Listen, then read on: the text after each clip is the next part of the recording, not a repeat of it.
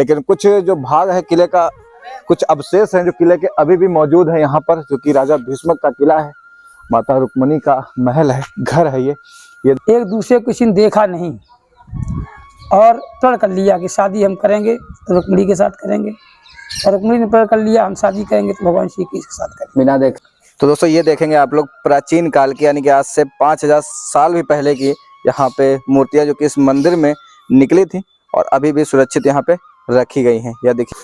तो हेलो दोस्तों, कैसे हो आप सभी लोग? उम्मीद करता हूँ आप सभी लोग बहुत अच्छे होंगे। एक बार फिर से स्वागत है हमारे चैनल अनुज क्रॉप्स पे। जी हाँ दोस्तों, बात करते हैं आज एक नए वीडियो के नए अंदाज में। तो फाइनली जैसा कि आज एक हम बहुत ही धमाकेदार और बहुत ही हिस्टोरिकल और द्वापर युग का ऐसा हिस्टोरिकल प्लेस लेकर आए हैं जिसको देखकर आप लोग एकदम बहुत चंके रह जाओगे। जी हाँ दोस्तों, हम पहुंचे हैं उत्तर प्रदेश में एक जिला है जिसका नाम है औरैया, और औरैया के डिस्ट्रिक्ट में एक छोटा सा गांव है जिसका नाम है कुदरकोट।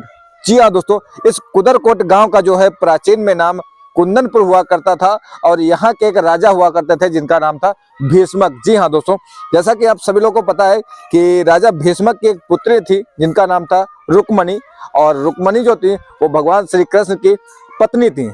आप सभी लोग राधा जी को जानते हो, लेकिन राधा जी से सिर्फ प्रेम संबंध था, लेकिन उनका जो विवाह है वो रुक्मणी जी के साथ हुआ था, जो कि राजा भीष्मक की पुत्री थी, जो कि इसी गांव से बिलोंग करती थी। और आज भी ऐसा माना जाता है, ऐसा कहा जाता है कि यहाँ पर जो है राजा भीष्मक का यानी कि रुक्मणी जी का वो घर है जहाँ पर वो रहा करती थी। अब वो किस अवस्था में है, किस मतलब कंडीशन में अभी वो यहाँ पे मौजूद है, वो हम इस वीडियो में आगे दिखाएंगे। और अभी हम पहुंचे भगवान श्री कृष्ण की ससुराल में, और आप लोगों को उनके ससुराल वाला वो घर दिखाते हैं इस वीडियो के माध्यम से, किस अवस्था में अभी वो यहाँ पे मौजूद है। तो गाइस फाइनली जैसा कि ये ताला तो बंद था, लेकिन फिर भी हम अंदर आ चुके हैं और सामने यहाँ पे हमारे किले का कुछ भव्य नज़ारा है। लेकिन कभी अपने ज़माने में बहुत खूबसूरत किला रहता होगा, लेकिन अभी आसपास जो है पूरा देख सकते हो आप लोग, यहाँ पे जो स्कूल का निर्माण करा दिया गया है।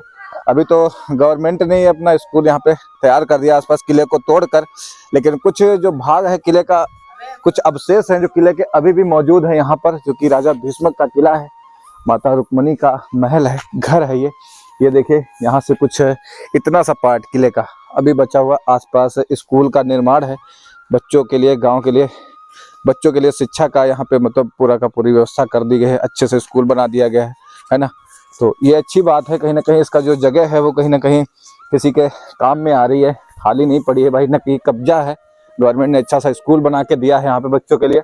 और ये वो किला जिसके लिए हम पहुंचे हैं लखनऊ से करीब 150 किलोमीटर दूर, इस गांव में कुदरकोट नाम है इस गांव का, लेकिन प्राचीन काल में इसको कुंदनपुर नाम से जाना जाता था, जहाँ के राजा भीष्मक की पुत्री रुक्मणी जी श्री कृष्ण की पत्नी बनी। और पत्नी बनने का भी एक अलग ही लीला है भगवान के श्री कृष्ण की।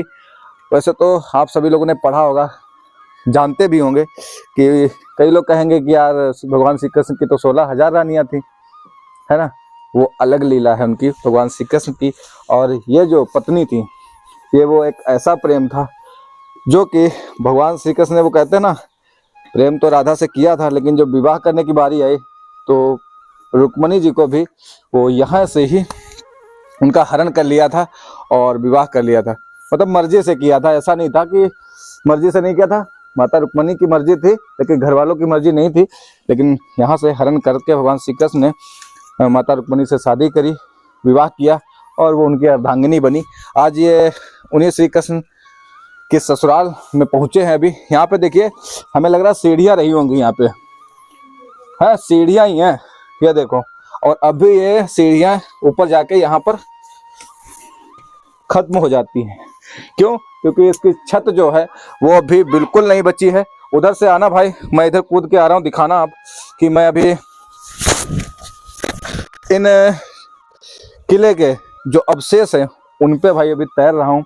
और यहाँ पे थोड़ा सा ऊपर और आएंगे तो देखेंगे कि 2-3-4 साल में ये भी ढहने वाला है। जो ये अवशेष बचे हुए हैं यहाँ पर, इनकी देख रेख न होने के कारण ये किला वैसे ही जर्जर है, और कुछ ही मात्रा में ये बचा हुआ है, वो भी 2-3-4 सालों में ढह जाएगा। दीवारें इसकी गिर रही हैं। यहाँ पे देखोगे कितनी प्राचीन यहाँ पे इमारत वाली वो ईंटें हैं, देखो निकल तो जाएगी पर डर है कि ऊपर का भी पार्ट ना गिर जाए। ये पतली पतली ईंटें जो पुराने जमाने में राजा महाराजा लोग अपने किलों को बनवाने में इसका इस्तेमाल किया करते थे, है ना। और हमारे साथ है इस गांव के बहुत सारे बच्चे जो कि वीडियो बनाने में भाई बड़ी मदद कर रहे हैं। अब चलते हैं इस किले के दूसरे भाग की तरफ। वैसे ये देखिए इसका यह दीवार अच्छे तरीके से दिखाई पड़ेगी आप लोगों की किस तरीके से पहले किले बनाए जाते थे।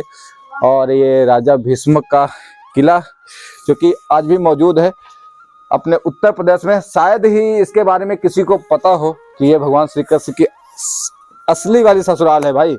ऐसे देखो कच्छ में जाने के लिए यानी कि ऐसे रूम में यानी कि कमरे में जाने के लिए 3-3 दरवाजे आप लोगों को दिख जाएंगे। और ये बाहर का कुछ यहाँ पे व्यू है। देखो कितने सारे बच्चे यहाँ पे गांव के, है ना, खेल रहे थे। और पीछे से देखो किस तरीके से पूरा दिखाई पड़ता है। दोनों तरफ से सेम इसको बनाया गया है, जैसे इधर बना हुआ है, ठीक है। एक कमरा उधर मेरे को दिख रहा है ऐसा बना हुआ और सीढ़ियाँ दिख रही है ना। सेम ऐसे ही एक कमरा इधर भी मेरे को दिख रहा है और सीढ़ियाँ दिख रही हैं। इस कमरे में जैसे ही प्रवेश करेंगे देखने के लिए कुछ नहीं मिलेगा, बहुत पुराने पुराने झरोखे देखने को मिलेंगे, ठीक है। ये झरोखे हुआ करते होंगे उस टाइम पे बाहर को झांकने के लिए।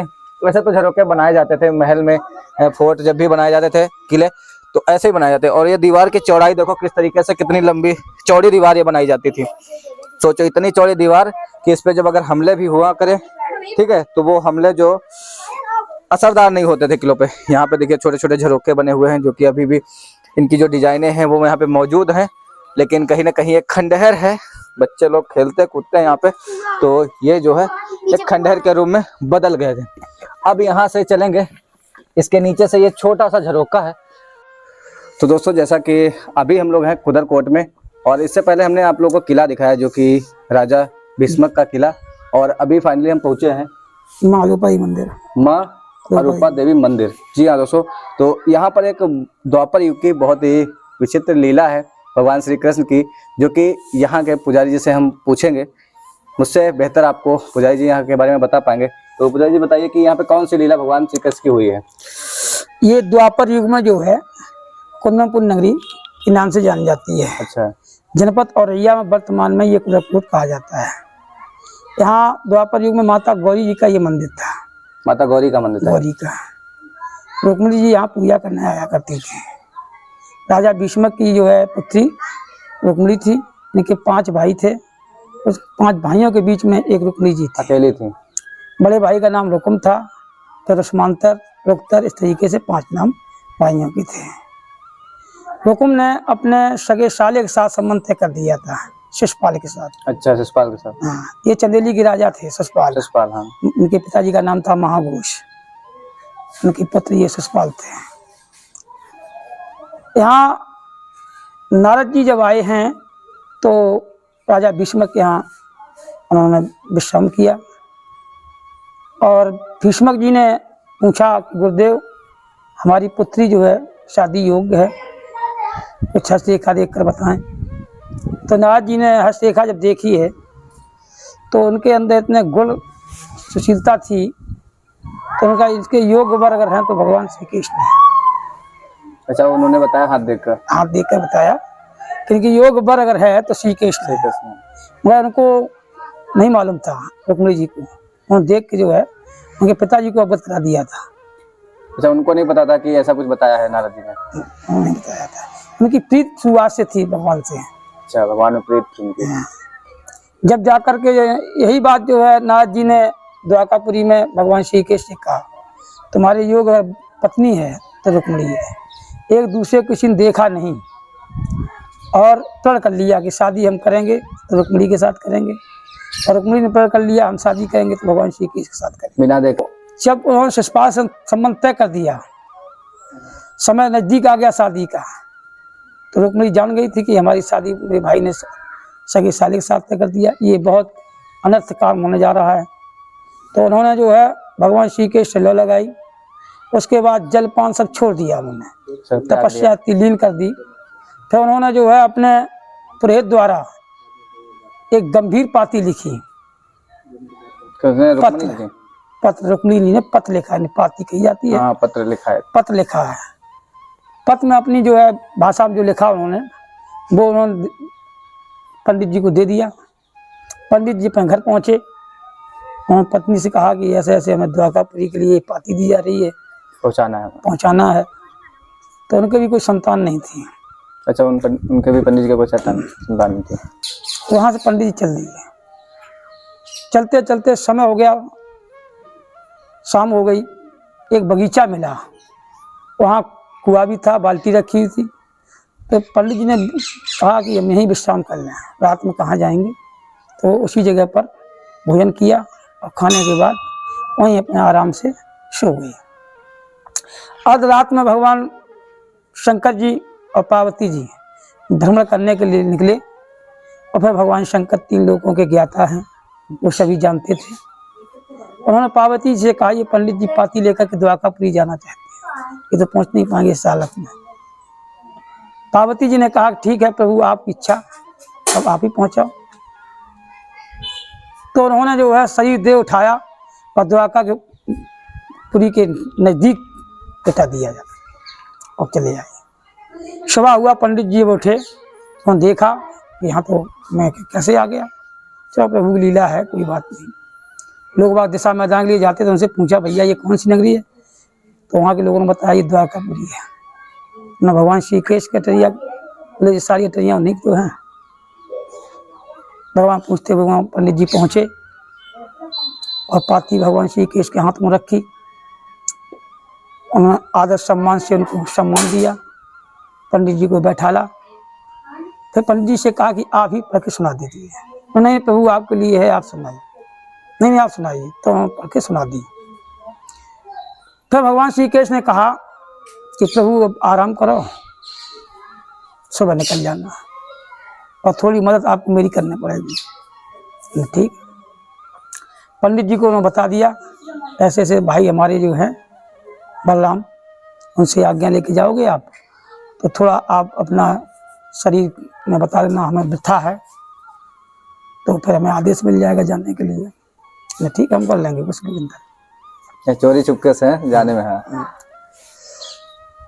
आराम से पंडित जी लेटे। सुबह हुआ, चलने की तैयारी कर दी उन्होंने। बलराम से आज्ञा ली, सो हाँपने लगे, न खांसन लगे। तो बलराम ने कहा कि तबीयत नहीं ठीक पंडित जी, आप रुको, क्यों परेशान हो? कोई नहीं, हमारे घर पे कोई है नहीं, जाएंगे जी। चलिए, फिर गिर पड़े भी। जब गिर पड़े तो उन्होंने उठा करके खड़ा किया। बलराम ने कहा, पंडित जी आपकी तबीयत नहीं ठीक, आप नहीं पहुंच पाओगे। नहीं, हम तो धीरे धीरे पहुंच ही जाएंगे। नहीं तो रुको, हम आप भिजवा रहे हैं। तो भगवान श्री कृष्ण को आदेश किया, वो तो प्रभु की लीला है। श्री कृष्ण भगवान ने तुरंत रथ मंगाया, रथ पर बैठाला। जब तक भैया की चित रही तब तक रथ जो है धीरे धीरे चलता रहा। और चित फिरी रथ यहाँ जो है शंकर जी का जो मंदिर है पीछे, तो यहाँ पे पीछे गए राजा भीष्मक के द्वारा बनाया हुआ है, वहाँ खड़ा किया। पंडित जी से कहा जाकर के आप सूचना दो। जब वो आए तो रुक्मिणी उदास बैठी हुई थी। रुक्मिणी उदास बैठी थी। पंडित जी से जैसे ही उन्होंने बताया कि ये भगवान यहाँ आ चुके हैं तो खिल उठी। फिर सुबह जो है यहाँ गौरी पूजन करने के लिए जो है, शादी के एक दिन पहले गौरी पूजन हुआ करता था। तो समय नजदीक था, बारात आ चुकी थी, तो गौरी पूजन करने के लिए जो है यहाँ रुक्मिणी आई। शिषपाल की बात आ चुकी थी। अच्छा, वो उधर से बारात आ चुकी थी। बारात आ जैसे ये आ गया। उसमें जो योद्धा आए हुए थे, जैसे जरासंध है, पार्सल हैं, ऐसे कई योद्धा आए हुए थे, वो शिषपाल ने रुक्मिणी के साथ भेजे थे। यहाँ जब माता गौरी के पास जब रुक्मिणी जी आई, उनके साथ में सहेलियाँ थीं, ब्राह्मणों की स्त्रियाँ भी थीं। उन्होंने आकर के माता गौरी की विधिवत पूजा की। माता प्रसन्न होकर साक्षात दर्शन दिए, आशीर्वाद दिया और माता उसी जगह पर लुप्त हो गई। एक सूक्ष्म रूप छोड़ दिया उन्होंने, उसी जगह लुप्त हो गई। तब से इसका नाम अलोपारी मंदिर पड़ा।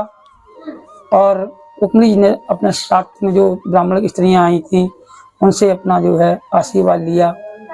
और फिर यहाँ श्रृंगार हुआ। श्रृंगार होने के बाद जब रुक्मिणी जी वहाँ से जब निकली हैं तो उनका इतना तेज बढ़ गया था, चित्त बढ़ गया था तेज। तो यहाँ योद्धा आए हुए थे, उनके चित्त बंद गए।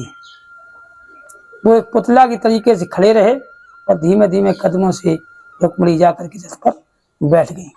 वहां श्री कृष्ण वाले रथ पे बैठे। भगवान ने रथ आका, सहेलियां यहाँ से जाकर उन्होंने घर में सूचना दी, शिशुपाल को खबर मिली तो उन्होंने फौज भेज दी। भगवान श्री कृष्ण आदि बारात तो उन्हीं के साथ में हो गई थी, वो जानते थे सभी लोग। द्वारकापुरी में जाकर शादी रचाई। शादी रचाने के बाद उसके बाद रुकुम को छोड़ दिया। रुकुम काली के वजह से, योद्धा था, काली के वजह से कुंदनपुर में ना आकर के जो वर्तमान में भटना कहा जाता है, ये भोजकट के नाम से बसाया था उसी ने। भोजकट, अभी क्या बोला था? भटना, भरतना, भरतना, भरतना। अच्छा, पास में ये पड़ता 18 किलोमीटर रेंज है। भोजपुर के नाम से, भोजकट के नाम से उसने जागृत किया था, अब वर्तमान भटना कहा जाता है। तो दोस्तों ये देखेंगे आप लोग प्राचीन काल की, यानी कि आज से 5000 साल भी पहले की यहाँ पे मूर्तियां जो कि इस मंदिर में निकली थी और अभी भी सुरक्षित यहाँ पे रखी गई हैं। या देखिए इनकी जो बनावट है ये आजकल के तो नहीं दिख रही है, युगों बीते हुए हैं इनको बनाए हुए। देखिए ये एक शायद खंभे यानी कि पिलर का कुछ है, ये भी निकला था बाबा जी? नहीं, ये खुदाई में अलग निकली थी, ये वाली मूर्ति है जो राधिका के नाम से, ये खुदाई निकली थी, ये खुदाई में निकली थी। अच्छा, बाद में इसको पेंट कर दिया गया है? हाँ, पेंट बाद में किया। ये देहरी और ये मूर्ति, ये मूर्ति है देहरी, किसकी होगी? उस ये रूपरेखा के आधार से मैंने इनको जो है राधिका के नाम से प्रेरित किया है। आपने इनको नाम दिया है राधिका जी के नाम से? अच्छा, ये एक निकली थी देहरी भी है। एक ही बात, मशीन लगी थी, हमारी पढ़ाई हो रही थी बड़े पे। अच्छा, ये इसका जब दोबारा हो रहा था, पुनर्निर्माण हो रहा था जो आसपास का, तब ये निकली थी खुदाई में। और ये भी मंदिर का ही तो हिस्सा होगा जब पुराना, हाँ, जब मंदिर के अंदर के देखो ये सब एक एक उस टाइम का जो मंदिर का हिस्सा है वो यहाँ पे बाबा जी ने सुरक्षित रखा हुआ है। देखिए बाबा जी की ये दरख्वास्त है, इस जो नगरी को दोबारा कुंदनपुर के नाम से जो है जाना जाए और भगवान श्री कृष्ण की ये ससुराल आप लोगों को कैसी लगी आप लोग कमेंट बॉक्स में जरूर बताना।